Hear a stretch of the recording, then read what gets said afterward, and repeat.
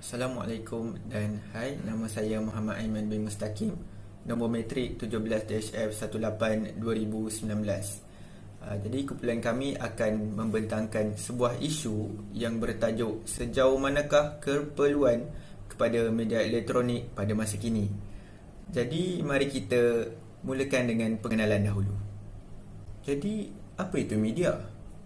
Media merupakan sejenis cara komunikasi yang membolehkan maklumat disebarkan kepada masyarakat melalui radio, televisyen, surat khabar, majalah, filem dan juga internet. Istilah ini telah dicipta pada tahun 1920-an ketika rangkaian radio serta jaringan surat khabar dan majalah mula boleh didapati dengan mudah di merata tempat. Media ini terbahagi kepada dua, iaitu media cetak dan juga media elektronik. Jadi apa itu media cetak dan juga media elektronik? Saya terangkan tentang media cetak dahulu.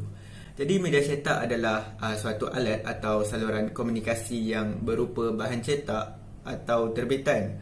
Antara contohnya adalah surat khabar dan juga majalah. Manakala bagi media elektronik pula adalah alat yang menggunakan teknologi elektronik atau elektromekanikal untuk dicapai pengguna bagi menyampaikan sesuatu maklumat. Antara contohnya adalah radio, televisyen, komputer, telefon dan lain-lain lagi. Jadi kita akan ke pembentang seterusnya. Sekian daripada saya. Terima kasih. Hai, Assalamualaikum. Nama saya Wan Muhammad Rahimi. Nombor metrik saya F2011. Saya akan tunjukkan jenis dan kebaikannya jenis-jenis media elektronik.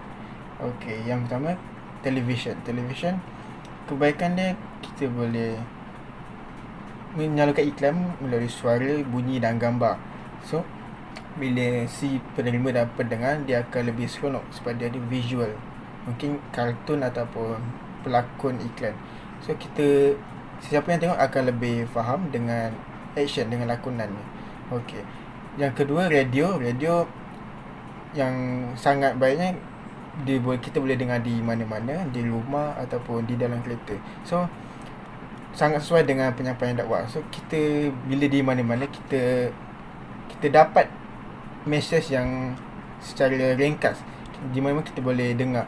So, kita hanya perlu fokus dengan pendengarannya dan kita faham sendiri di mana-mana, walaupun dalam jam di traffic light ke. So, dua-dua jenis media elektronik ini sangat sesuai untuk menyebarkan dakwah.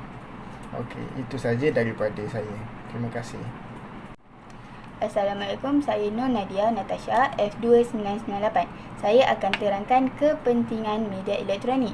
Yang pertama, memudahkan proses pengajaran. Apabila adanya media elektronik di sekolah, guru dapat mempelbagaikan idea dalam pengajaran dan pembelajaran dengan mudah dalam kelas. Yang kedua, mudah memahami proses pembelajaran. Contohnya, murid lebih mudah untuk memahami isi dalam pembelajaran yang disampaikan oleh guru.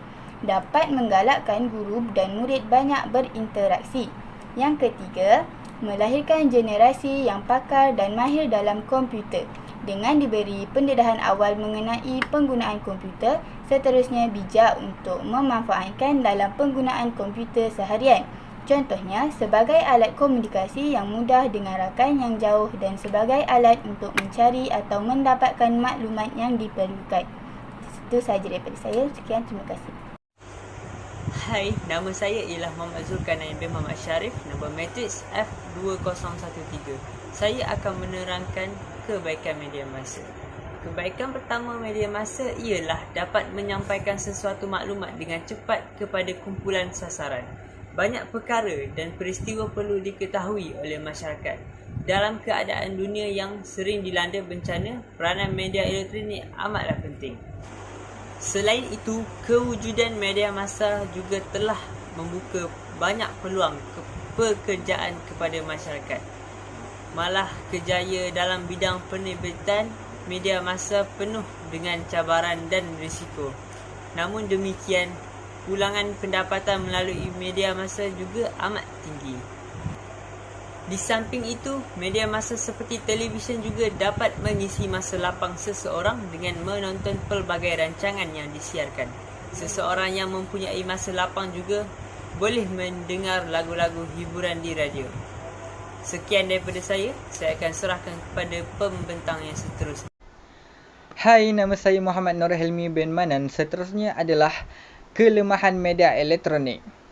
Yang pertama adalah fitnah mudah berlaku. Fitnah sering berlaku kerana adanya niat jahat ingin menjatuhkan seseorang dengan menyebarkan aib atau keburukan yang direka-reka melalui media elektronik bagi menjatuhkan seseorang individu sehingga dipandang buruk oleh masyarakat.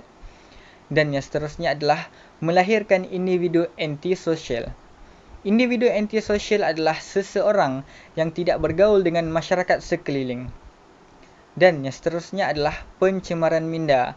Contohnya seperti melihat atau menonton adegan-adegan negatif seperti pornografi. Dan yang seterusnya adalah melalaikan. Contohnya seperti bermain game atau bermain media sosial sehingga meninggalkan kewajipan kita untuk solat 5 waktu. Dan yang terakhir adalah menyebarkan berita palsu. Apabila kita menerima sesuatu berita atau sesuatu maklumat, kita hendaklah mengamal konsep tabayun. Apa itu tabayun? Tabayun adalah mengenal pasti kebenaran dahulu sebelum kita menyebarkan. Firman Allah Subhanahu Wa Taala, "Wahai orang-orang yang beriman, jika datang kepada kamu seorang yang fasik membawa sesuatu berita, maka selidiklah kebenarannya supaya kamu tidak menimpakan sesuatu kaum dengan perkara yang tidak diingini dengan sebab kejahilan kamu sehingga menjadikan kamu menyesali apa yang kamu telah lakukan." Itu sahaja daripada saya. Terima kasih.